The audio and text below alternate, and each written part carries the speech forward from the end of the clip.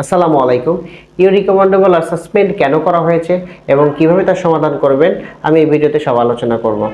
আপনার প্রোফাইলে বা পেজে যদি রিকমেন্ডেবল সাসপেন্ড করে দেওয়া হয়, তাহলে আপনি পেজে বা প্রোফাইলে যত ভালো কোয়ালিটির ভিডিও বানান না কেন এবং যত ভালো কোয়ালিটির ভিডিওই ছাড়েন না কেন, আপনার ভিডিওতে কখনো রিচ আসবে না, ভিউ আসবে না। এমনকি আপনার যারা ফলোয়ার্স আছে তাদের কাছেও আপনার ভিডিওটা পৌঁছাবে না। রিকমেন্ডেবল সাসপেন্ড থাকার কারণে আপনি ভালো ভিডিও বানানোর সত্ত্বেও আপনার ভিডিওতে 2-4টা বেশি ভিউ আসবে না। আপনার যারা ফলোয়ার্স আছে আপনার ভিডিও তাদের কাছেও পৌঁছাবে না। তাই এই সমস্যাটি খুবই মারাত্মক একটা সমস্যা। অবশ্যই এই সমস্যা থেকে বাঁচার জন্য আপনাদের এই সমস্যাটি কেন আছে সে বিষয়ে আপনার জানা উচিত। এর ফলে আপনার পেজ অথবা প্রোফাইল সুরক্ষিত থাকবে। যাদের রিকমেন্ডেবল সাসপেন্ড এই সমস্যাটি এসে গেছে তারা কিভাবে সেটিকে সমাধান করবেন তার 100% কার্যকারী সমাধান এই ভিডিওতে আমি আজকে আলোচনা করব।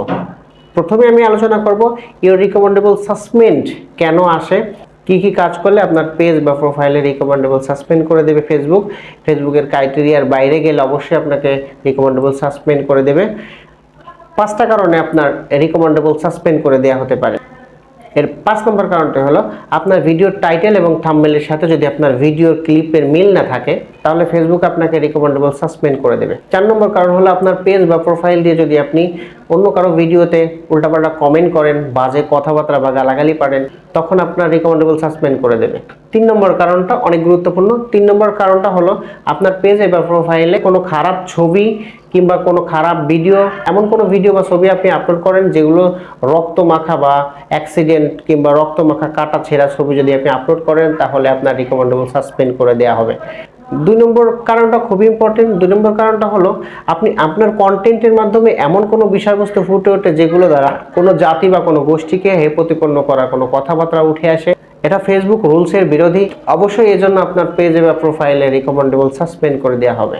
প্রিয় বন্ধুরা, আপনি যদি পেজে কাজ করে থাকেন তাহলে অবশ্যই এই 4টা কারণ অবশ্যই মাথায় রাখবেন। এই 4টা কারণে কোনো একটি কারণ যেন আপনার পেজে না হয়। আপনি যদি পেজে কাজ করে থাকেন তাহলে অবশ্যই আপনি নিজের কন্টেন্ট দিবেন, নিজের তৈরি করা কন্টেন্ট দিবেন, অন্য কোনো জিনিস ইউজ করবেন না। প্রিয় বন্ধুরা, 1 নম্বর কারণটা মোস্ট ইম্পর্টেন্ট, মনোযোগ দিয়ে শুনবেন। 1 নম্বর মোস্ট ইম্পর্টেন্ট কারণ হলো আপনি যদি পেজে কাজ করেন তাহলে সেই পেজে আপনার সব কিছু ভালো থাকার পরেও আপনি বুঝতেছেন না কি জন্য আপনার রিকমেন্ডেবল সাসপেন্ড করে দিল। আপনার পেজে সব কিছুই ভালো, আপনার নিজের কন্টেন্ট, আপনি এই সমস্যাগুলো পেজে কখনো পান নাই, তারপরেও আপনি বুঝতেছেন না যে আপনি কি করে এই পেজে রিকমেন্ডেবল আসলো, আপনি হতাশ। তার একটা কারণ আপনি আপনার পেজটা যে অ্যাডমিন আইডি খুলছেন ওই অ্যাডমিন আইডি যদি পুরনো হয়ে থাকে আর সেই পুরনো অ্যাডমিন আইডিও যদি অনেক দিন আগে এমন কোনো ছবি বা ভিডিও পোস্ট করা হয়েছে যেগুলো ফেসবুকের পরিপন্থী, ওই সমস্যার কারণে আপনার পেজে রিকমেন্ডেবল সাসপেন্ড করে দেওয়া হবে। তাই যে কারণগুলো আমি ইতিপূর্বে আলোচনা করেছি এই কারণগুলো কোনো একটা কারণ যেন আপনার ওই অ্যাডমিন আইডি বা ওই ফেসবুক প্রোফাইল দ্বারা না হয়, ওই সমস্যাগুলো যদি আপনার ওই ফেসবুক প্রোফাইল দ্বারাও হয় তাহলেও আপনার এই প্রোফাইলের সমস্যা হওয়ার কারণে আপনার পেজে কিন্তু রিকমেন্ডেবল সাসপেন্ড করে দেবে। তাই অবশ্যই আপনি সতর্ক থাকবেন যে 5টা কারণ আলোচনা করে এই 5টা কারণ যেন অ্যাডমিন আইডিতে অবশ্যই না হয়। আপনার অ্যাডমিন আইডিতে যদি কোনো ধরনের কোনো সমস্যা থাকে, ইস্যু থাকে, তাহলে সেই ইস্যুটা আপনার পেজের উপরে যেয়ে পড়বে। অবশ্যই সে থেকে আপনি সাবধানে থাকবেন। আপনার যদি এরকম কোনো সমস্যা থেকে থাকে যে আপনার পেজে রিকমেন্ডেবল সাসপেন্ড করে দিয়েছে, আপনি পেজে কোনো সমস্যা খুঁজে পাচ্ছেন না, তাহলে আপনার অ্যাডমিন আইডিতে যে ঘাটে দেখবেন যে এই সমস্যাগুলো, কোনো খারাপ ছবিগুলো যদি থেকে থাকে সেগুলো আগে ডিলিট করবেন এবং পেজ থেকেও যদি থেকে থাকে তাহলে পেজেও ডিলিট করবেন। ডিলিট করার পরে আপনি ফেসবুক সাপোর্ট টিমের কাছে একটা অ্যাপ্লিকেশন করবেন। চলেন আমি আপনাদের এখন দেখিয়ে দিই কিভাবে আপনি ফেসবুক সাপোর্ট টিমের কাছে অ্যাপ্লিকেশন করবেন, কিভাবে আবেদন করতে হয়। চলেন আমি আপনাদের এখন দেখিয়ে দিই। এই কাজটি করার জন্য আপনার ফেসবুক অ্যাপসটি ওপেন করে নেবেন। তারপর আপনার প্রোফাইলের উপর একবার ট্যাপ করে দিবেন। প্রোফাইলের উপরে ট্যাপ করে দেওয়ার ফলে আপনি প্রফেশনাল ড্যাশবোর্ড দেখতে পাবেন। প্রফেশনাল ড্যাশবোর্ডের উপরে আপনি ক্লিক করে দিবেন। এখানে আপনার প্রফেশনাল ড্যাশবোর্ডের সমস্ত ডিটেলস শো করবে। এখানে আপনি নিচে চলে আসবেন, সি অল লেখা দেখতে পাবেন, ওখানে ক্লিক করে দিবেন। এখান থেকে আপনি নিচে আসবেন, পেজ রিকমেন্ডেশন লেখা আছে তার উপরে একটা ট্যাপ করে দিবেন। এখানে আপনার পেজ রিকমেন্ডেশন ঠিক আছে কিনা সেটা আপনি দেখতে পাবেন। আমার রিকমেন্ডেশন সাসপেন্ড হয়েছিল, সেটা আমি অ্যাপ্লাই করার সাথে সাথে ঠিক হয়ে গেছে। আপনার যদি রিকমেন্ডেশন সাসপেন্ড হয় তাহলে এরকম দেখাবে, এরকম দেখাইলে আপনাকে অবশ্যই এটাকে ঠিক করে নিতে হবে, অন্যথায় আপনার ভিডিওগুলি কারো কাছে পৌঁছাবে না। অ্যাপ্লিকেশন সাবমিট করার জন্য আপনি এখন ব্যাকে চলে আসবেন। এখানে আসার পরে আপনার প্রোফাইলের লিঙ্কটা কপি করতে হবে, এজন্য আপনাকে 3 ডটের উপরে ক্লিক করে দিতে হবে। 3 ডটের উপরে ক্লিক করে প্রোফাইলের লিঙ্কটাকে আপনি কপি করে নেবেন। এবং এখান থেকে প্রোফাইলের ছবি আপনি একটা স্ক্রিনশট নিয়ে নেবেন।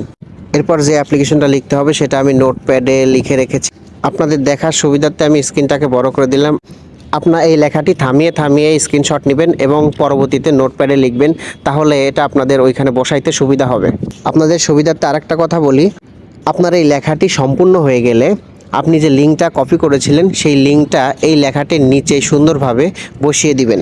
আপনাদের দেখার সুবিধার্থে আমি এটাকে বড় এবং স্লো করে দিয়েছি যাতে আপনারা সুন্দরভাবে দেখতে পারেন। আমি এখন লিঙ্কটা এখানে বসিয়ে দেব।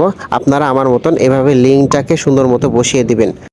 তারপর লিঙ্ক সহ এই সমস্ত লেখাটিকে আপনি কপি করে নেবেন। আমি কপি করে নিলাম। এভাবে লিঙ্ক সহ কপি করলে পরে আর ঝামেলা পোহাতে হয় না। অ্যাপ্লিকেশনের ঘরে শুধু একবার পেস্ট করে দিলেই এটা ওকে। এখান থেকে আবার প্রোফাইলে ফিরে যাবেন। আপনার প্রোফাইলের ডান কর্নার একটা ছবির মতো থাকবে, সেখানে ক্লিক করে দিবেন। এরপর হেল্প অ্যান্ড সাপোর্ট একটা ক্লিক করে দিবেন। হেল্প অ্যান্ড সাপোর্টে ক্লিক করে দেওয়ার পর নিচে দেখবেন রিপোর্টে প্রবলেম লেখা আছে, ওখানে একটা ক্লিক করে দিবেন। তারপর কন্টিনিউ প্রবলেম লেখা আছে, ওখানে একটা ক্লিক করে দিবেন। তারপরে প্রসেসিং হতে একটু সময় নেবে, প্রসেসিং হতে থাকবে। এরপরে আপনার ইনক্লুড নামে অপশন আসবে, ইনক্লুডের উপর চাপ দেবে। এখানে আসার পরে আপনার পেজের সমস্যা থাকলে পেজ সিলেক্ট করবেন, প্রোফাইল সমস্যা থাকলে প্রোফাইলটি সিলেক্ট করে দিবেন। আমার যেহেতু পেজের সমস্যা, আমি পেজের উপরে ট্যাপ করে দিলাম। এই স্টেপে আপনার ডিসক্রিপ দ্য ইস্যু লেখাটি দেখতে পাবেন, ওর উপর একটা ট্যাপ করে দিবেন। তারপর লেখা সহ যে লিঙ্কটা আপনি কপি করেছিলেন তার সম্পূর্ণটা এখানে আপনি পেস্ট করে দিবেন। এরপর নিচে আপলোড ফ্রম ফর্ম লেখা আছে, ওর উপর ট্যাপ করলে আপনার গ্যালারিতে নিয়ে যাবে। গ্যালারিতে নিয়ে আপনার ছবি আপলোড করতে হবে। এখানে আপনার গ্যালারিতে যে আপনি প্রথমে আপনার প্রোফাইলের ছবিটি সিলেক্ট করে দিবেন। আমি প্রথমে আমার প্রোফাইলের ছবিটি অ্যাড করে নেব। প্রোফাইলের ছবিটি খুঁজে বের করে আমি অ্যাড করে দিলাম। আপনারাও ফার্স্টে আপনার আগে প্রোফাইলের ছবিটি দিবেন। এটা পেস্ট করা হলে আপলোডে আবার ট্যাপ করবেন। এরপর আপনার গ্যালারিতে আবার নিয়ে যাবে। তারপর সেখান থেকে রিকমেন্ডেবল সাসপেন্ডের যে স্ক্রিনশটটা আপনি নিয়েছিলেন ওটাকে খুঁজে বের করবেন। খুঁজে বের করে এখানে সিলেক্ট করে দিবেন।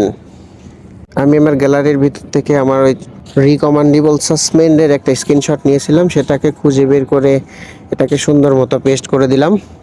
এই সব কিছু যখন পেস্ট করা শেষ হয়ে যাবে, আপনি উপরে একটা তীর চিহ্ন আইকন দেখতে পাবেন ডান সাইডে, ওখানে ক্লিক করে দেওয়ার সাথে সাথে আপনার অ্যাপ্লিকেশনটি সাবমিট হয়ে যাবে এবং প্রবলেম সলভ হয়ে যাবে। প্রিয় ভিউয়ার্স, আমার এই ভিডিওতে যদি আপনাদের এতটুকু উপকার হয়ে থাকে তাহলে অবশ্যই আমার চ্যানেলটিকে সাবস্ক্রাইব করে দিবেন। আর এরকম নতুন নতুন ভিডিও পাওয়ার জন্য আমার সাথেই থাকবেন। ধন্যবাদ।